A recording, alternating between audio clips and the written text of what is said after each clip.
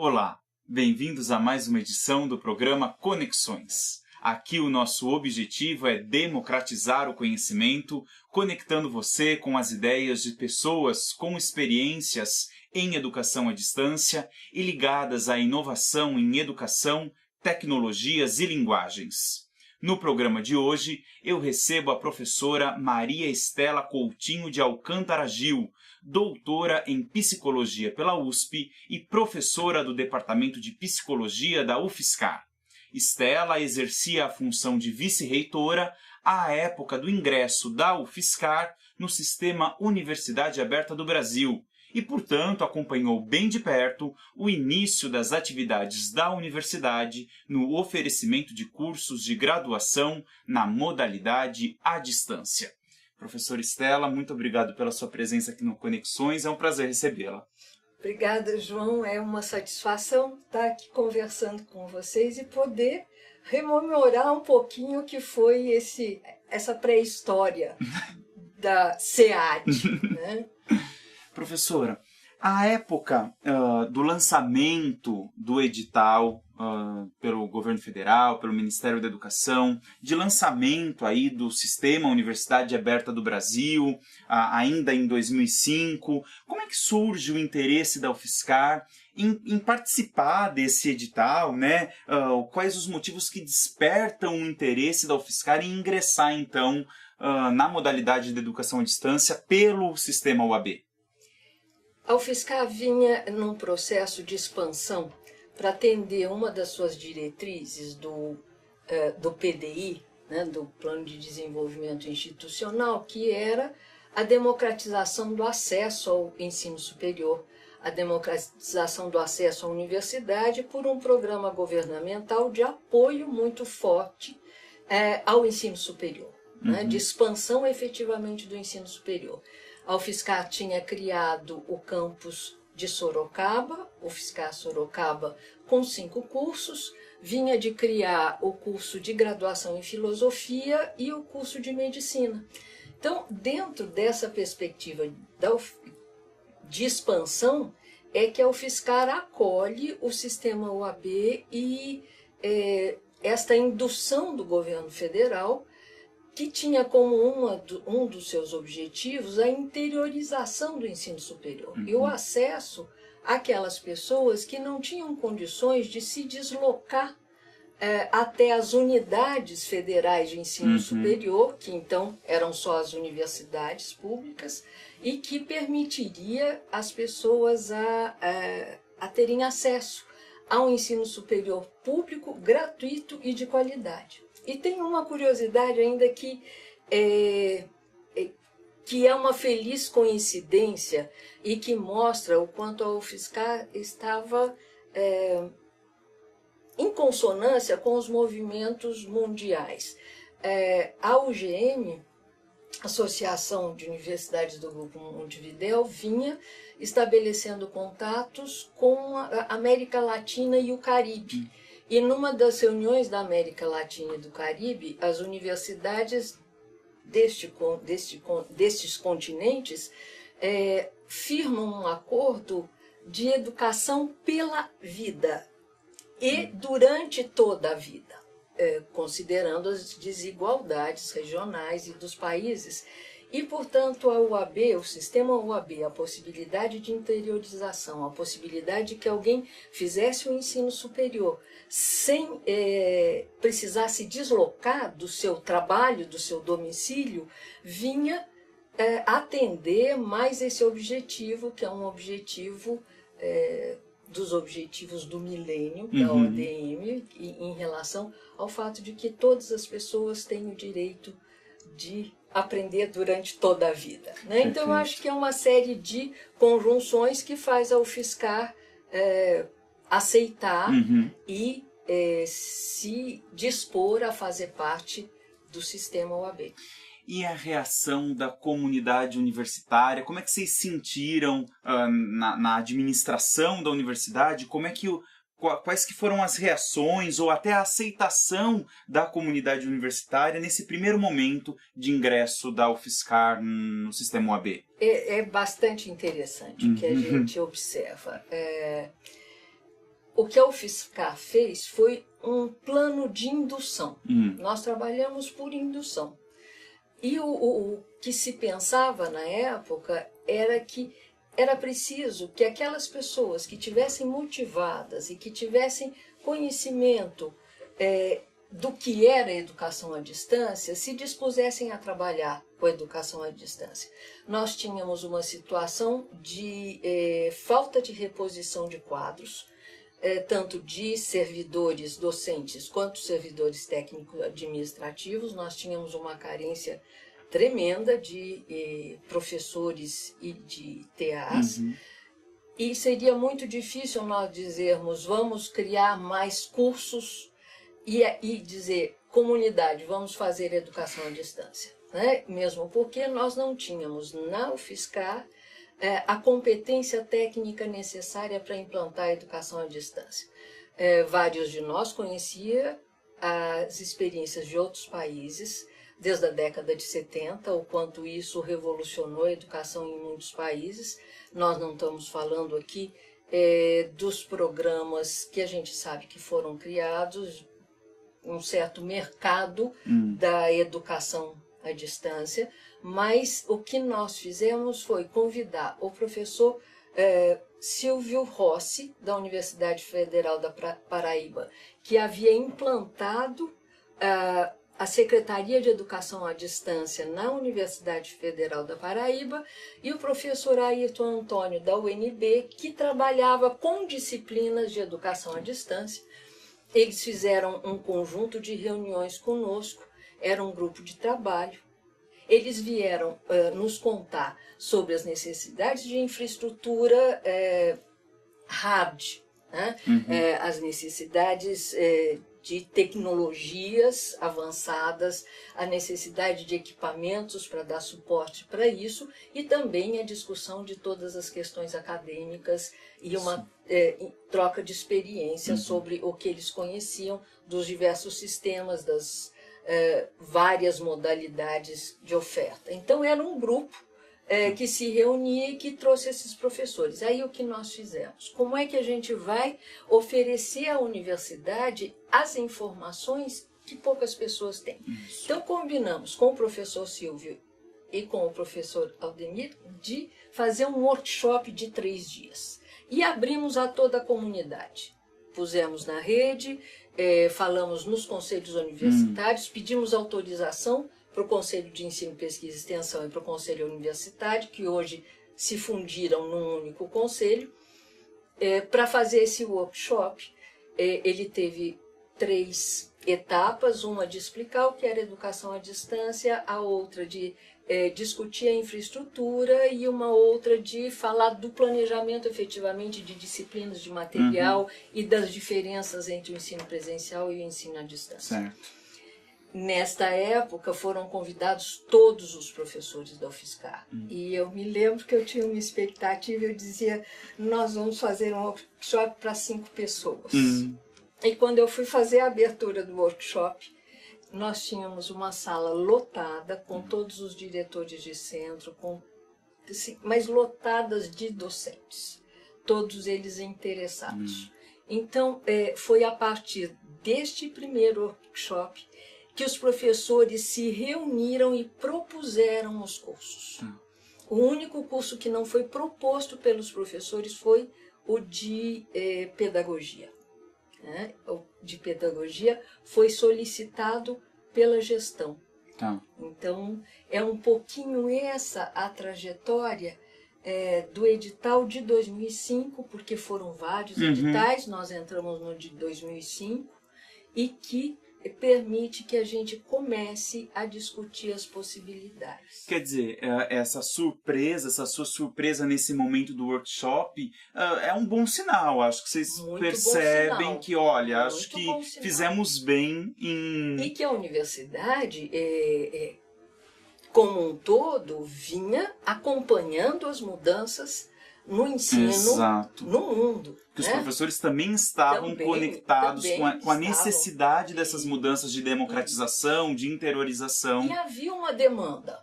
não uma demanda da comunidade toda, mas havia uma demanda e havia inclusive a possibilidade de que parte das disciplinas dos cursos presenciais tivessem uma etapa não presencial. Então já se antevia que esse era um caminho importante. Legal. Você cita o processo de criação, de começo aí, de como que os cursos surgem. A gente sabe que uma diretriz aí, ou uma indicação do sistema UAB é que seja voltado para cursos de licenciaturas. E a UFSCar vem com 2 bacharelados, né? Bacharelado em Sistemas de Informação, bacharelado em Engenharia Ambiental, que é a primeira engenharia aí no Brasil, na modalidade de distância, por uma instituição pública de ensino superior, além de um tecnólogo, e aí sim as 2 licenciaturas em Pedagogia e em Educação Musical. Então as ideias surgiram dos próprios professores, e aí vocês tiveram que negociar com o MEC. Como é que foi esse processo da criação dos cursos? Essa negociação foi num caminho inverso. Isso foi muito interessante, porque para que uma gestão ponha em movimento alguma coisa deste porte, é preciso muita discussão, é preciso conhecimento técnico, conhecimento político, conhecimento das implicações acadêmicas e atender às normas institucionais. Por exemplo, a criação de cursos na UFSCar tem um protocolo, tem uma normatização que teria que ser atendida também. Havia também uma outra discussão. As coordenações estariam todos no mesmo conselho? Educação à distância, educação presencial, como é isso? E também nós tínhamos a oposição à educação à distância, professores convictos de que a UFSCar não tinha condições de acolher a educação à distância naquele momento, e outros que discordam da educação à distância. Essa pluralidade vinha sendo contemplada nas discussões dos conselhos e também nas discussões da equipe. E uma questão que aparece muito interessante é que a CESU nos pede que nós não oferecêssemos, nós ousássemos porque nós tínhamos condição. Olha. E que nós não evitássemos os cursos de engenharia, que se nós pudéssemos oferecer engenharias, eles ficariam muito satisfeitos. Essa mediação toda foi feita por mim.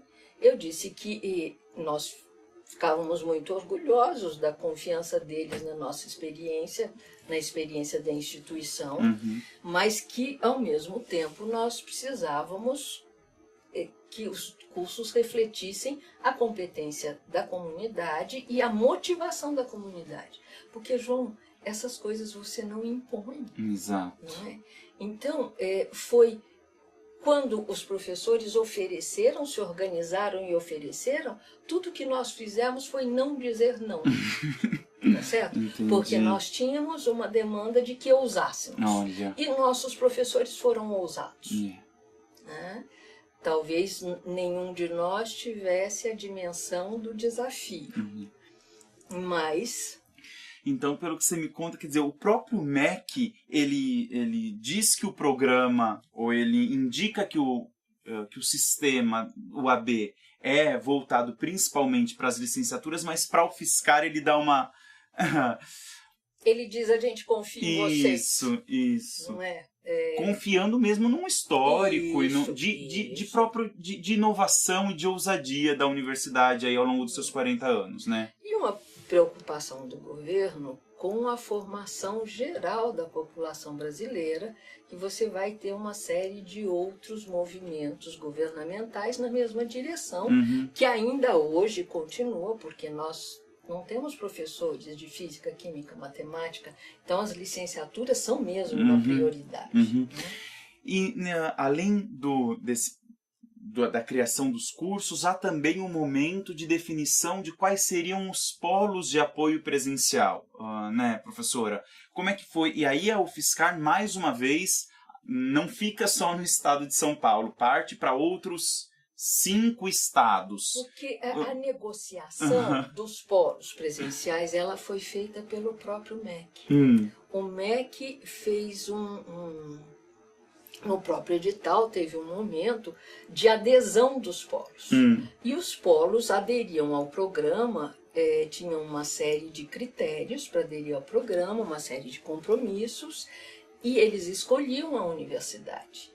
E isto foi sendo feito progressivamente. Você imagina que a gente responde ao edital em dezembro de 2005 e vai fazer o primeiro vestibular em julho de 2007. Né?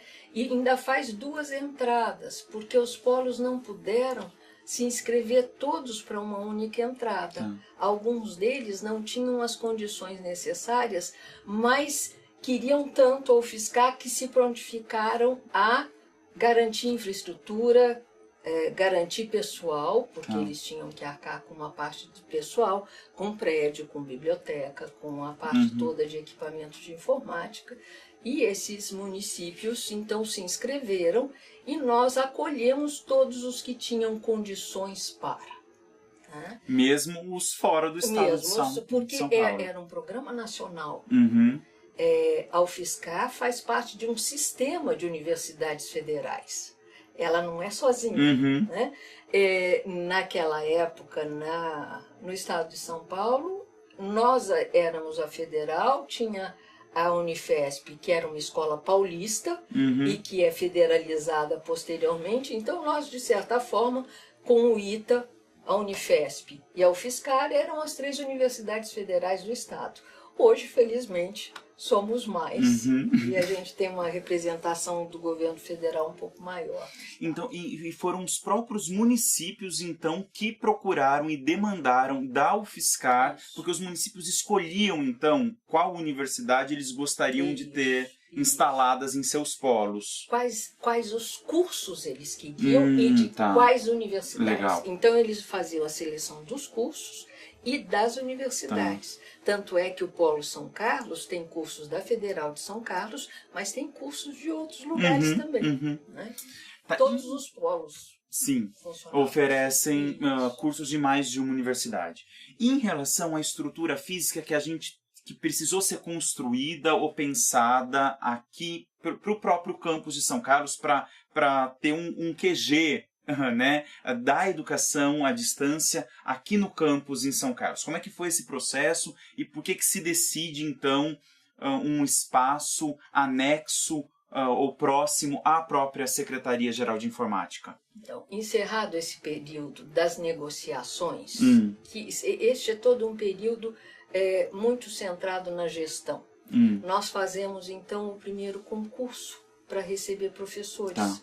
Porque a CESU, na secretaria específica que cuidava da educação à distância na época, ela propõe que os professores, um certo número de professores de apoio, porque as universidades disseram nós precisamos ter pessoal competente. Então fazemos o primeiro concurso, o primeiro edital, selecionando 2 professores. Um deles, os 2 continuam com vocês, trabalhando aqui. Eles ingressam e a professora, que era da Letras e passa a trabalhar conosco, eles passam a compor uma comissão de implantação. E aí já trabalhando na orientação aos docentes sobre oferta de disciplinas à distância, material, como compor o material, como organizar planejamento de disciplina, de avaliação, ao mesmo tempo em que as etapas de criação de curso vinham sendo organizadas pela Prograde e pelo professor Roberto Tomasi, para que os cursos tivessem a mesma qualidade e atendessem às mesmas exigências de todos os outros e discutindo coordenações juntas, coordenações separadas. Então a gente teve todo esse movimento que não era mais só de gestão, mas era um movimento de formação acadêmica, de organização acadêmica. Este que você pede, que você pergunta, e o espaço físico, a gente tinha clareza, todos nós sabíamos, que sem uma infraestrutura geral de informática muito sólida, nós não teríamos condição de oferecer educação à distância, que depende de uma rede bem estruturada, sim, que não caia, de servidores potentes, de servidores que não desservissem a educação presencial para atender a educação à distância. E o raciocínio foi que a Secretaria-Geral de Informática seria o lugar mais adequado para abrigar a Universidade Aberta do Brasil num primeiro momento. Certo. E num movimento, a UFSCar estava com muitas edificações em andamento em diversas fases, desde o plano básico, o projeto básico, até algumas em fase final de acabamento. Então, ela entrou neste dominó que previa a expansão norte do Campus São Carlos, né, Sorocaba em construção, Araras também com algumas obras. Então, ela ficou na Secretaria-Geral de Informática por uma questão de logística mesmo. Perfeito.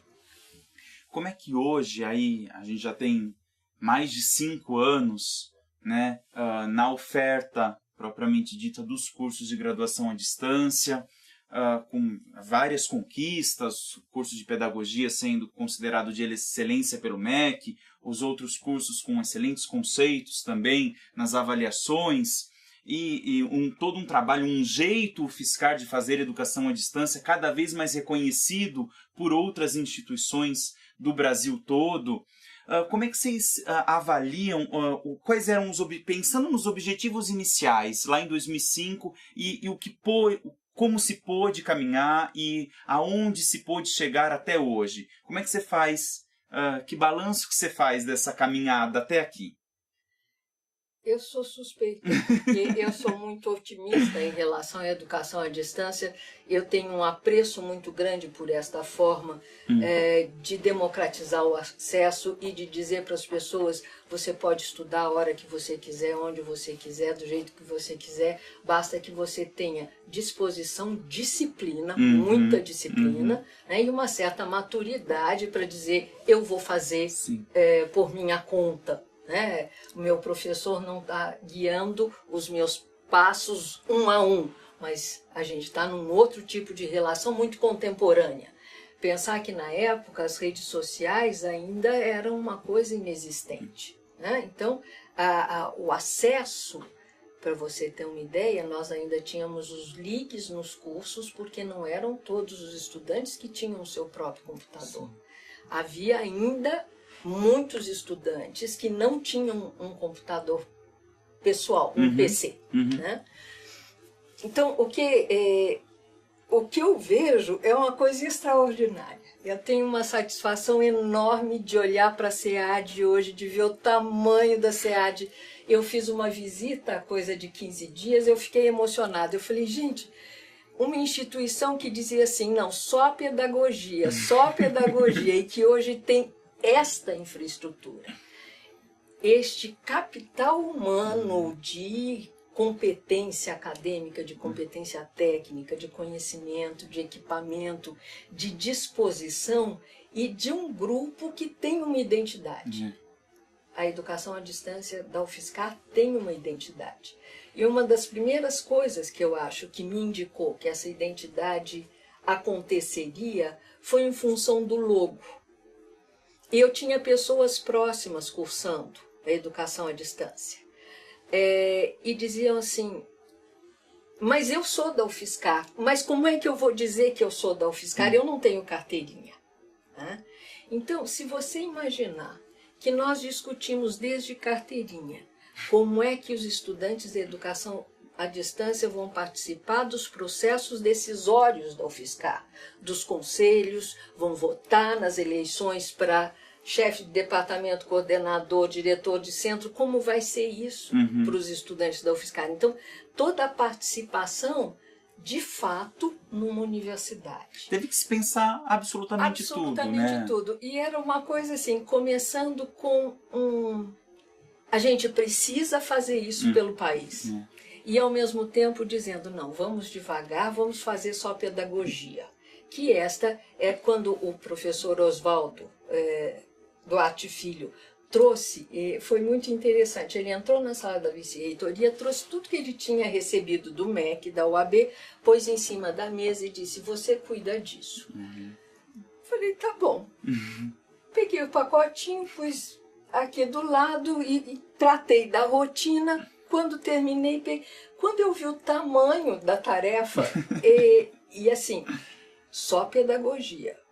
E com o workshop, com essa decisão de induzir, e induzir pensando, eu sou psicóloga, eu não posso tirar o cachimbo na hora de trabalhar. Eu tinha clareza de que sem a motivação dos docentes para sustentar uma tarefa desafiadora, grande, e que não seria fácil de resolver institucionalmente, nós não chegaríamos a lugar nenhum. Então foi uma decisão de induzir. Quem tiver motivado vai se organizar e vai fazer. E está aqui, isso é belíssimo. Né? Eu acho que ainda tem muitos desafios, ainda tem muita coisa a ser feita.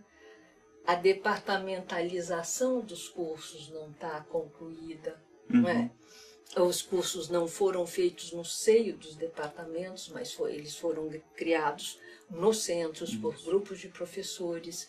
Nós recebemos vagas de docentes que estão sendo distribuídas, não para a universidade toda, mas em função das demandas da educação à distância. Então, nós temos uma série de desafios ainda em curso, mas que não me assustam. Eu acho que eles são parte de uma universidade grande e com a competência que a UFSCar tem. Professor Stella, então eu quero mais uma vez agradecer a sua participação nesta edição do Conexões, nesse papo tão especial aqui pra gente, que a gente pôde conhecer um pouco como que surgiu a EAD aqui na UFSCar. Muito obrigado.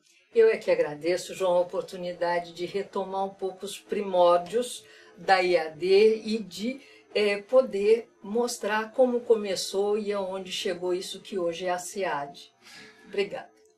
A vocês que nos assistem, o meu abraço e até a próxima edição do Conexões.